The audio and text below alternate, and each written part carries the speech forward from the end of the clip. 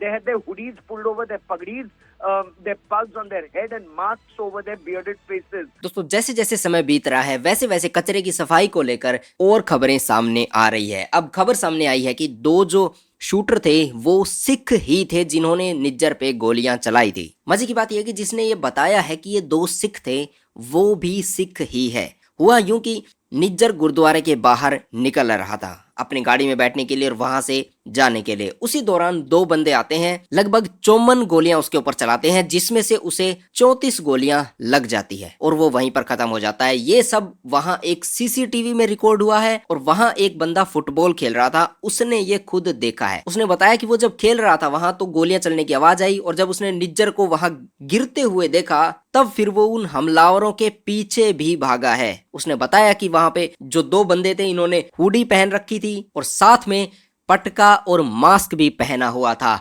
और उन्होंने अपनी पग को हुडी से ढका हुआ था, उन्होंने पगड़ी भी बांधी हुई थी। अगर उनकी फिजिकल कैरेक्टरिस्टिक्स की बात की जाए तो वो लगभग 5 फुट और 5 फुट 4 इंच हाइट के सिख बताए जा रहे हैं। और इसमें सबसे हैरान कर देने वाली बात यह है कि इतना सब कुछ हो गया, पार्लियामेंट में इनका पीएम इंडिया को ब्लेम कर रहा है। ये क्राइम होने के 20 मिनट बाद पुलिस आई और उसके बाद अब तक इस पर फर्दर इन्वेस्टिगेशन स्टार्ट नहीं हुई है, कोई शुरू ही नहीं हुई इस पर इन्वेस्टिगेशन। पुलिस ऑफिसर इस समय ये सोचने में लगे हुए हैं कि इसको इन्वेस्टिगेट करेगा कौन। इस केस में अब तक उन्होंने एक भी गिरफ्तारी नहीं की है, अब तक इस केस में इन्वेस्टिगेशन ही शुरू नहीं हुई है। और यही सबसे बड़ी कनाडा की दिक्कत है, इनके पीएम ने जो भंड मारा है हैरान कर देने वाला है। अब ये कनाडा के पीएम ही बता सकते हैं कि ये पीसफुल प्लम्बर मतलब ये क्या फिक्स कर रहा है, इस औजार से ये क्या फिक्स करना चाहता है, ये कनाडा के पीएम बताएंगे। और साथ में ये भी बताएंगे कि इसे जिन सिखों ने मारा है उनकी इससे क्या दुश्मनी थी, या फिर वो राक एजेंट थे। हमने 5-5 फीट के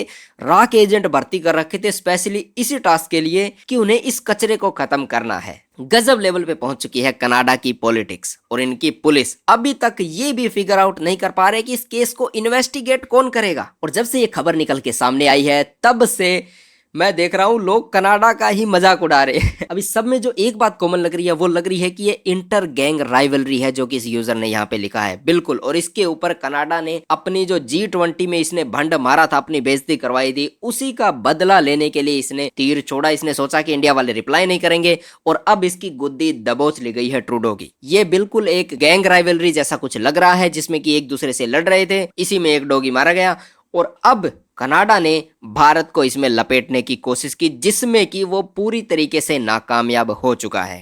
और कनाडा की जो पुलिस है उसकी इनकॉम्पिटेंस हमें साफ दिखाई दे रही है, क्योंकि क्राइम होने के 20 मिनट बाद पुलिस आती है और उसके बाद इतने दिन तक 4 महीने से ज्यादा हो चुके हैं, अभी तक इस केस पर कोई ऑफिसर फाइनलाइज नहीं हुआ है जो कि इसकी इन्वेस्टिगेट करेगा। इस पर इन्वेस्टिगेशन ही स्टार्ट नहीं हुई है। सोच के देखो आप कितनी बड़ी नाकामी है कनाडा की पुलिस की, जबकि इसका पीएम जो है इस देश का वो दूसरे देश पर आरोप लगा देता है कि हमने जांच पड़ताल की है और जांच पड़ताल में भारत का नाम सामने आया है। और जांच पड़ताल जब इनसे पूछा गया कि आपने क्या किया है तो बताते हैं कि हमने तो अभी तक केस में ऑफिसर ही फाइनलाइज नहीं किया है। तो यानी कि जांच इस पे होने वाली है, उसके बाद कुछ पता चलेगा। और अगर जांच होगी और ये बात सामने आ जाती है कि ये कनेडियन ही थे जिसने कनेडियन को मारा है तो फिर ट्रूडो को मुंह छिपाना मुश्किल हो जाएगा, क्योंकि Canadians killing Canadians none of India's business. बिल्कुल सही बात है, आपके लोग एक दूसरे को मार रहे हैं राइवलरी के चक्कर में और अब आप दूसरे देश को कैसे आरोपी ठहरा सकते हो इसके बीच में।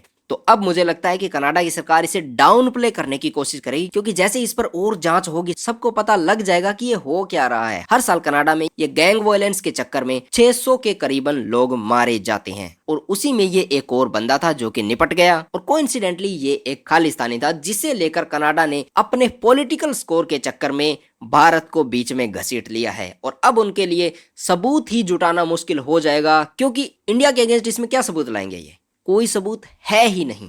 इसीलिए अभी तक ये दिखा नहीं रहे, नहीं तो इतनी बेइज्जती होने के बाद अगर किसी के पास सबूत है तो वो सबूत ना दिखाए, ऐसा हो ही नहीं सकता है।